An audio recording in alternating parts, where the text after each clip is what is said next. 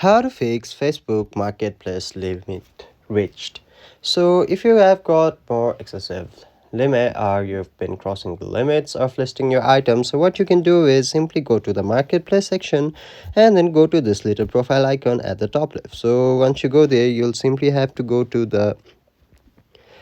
to your listing section where you can find out the products that you have listed. Currently I haven't listed, but if you have listed, so delete or archive old listings.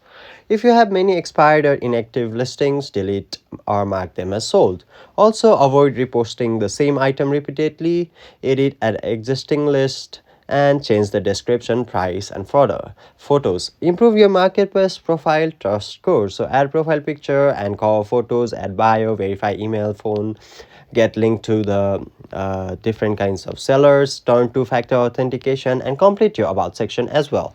Also, what you can do is join fewer selling groups at once and then post 1 to 3 groups at a time. Wait 2 to 3 hours before posting more. So you can pretty much follow my advice. Those were the advice. Hopefully this video helps. Thank you.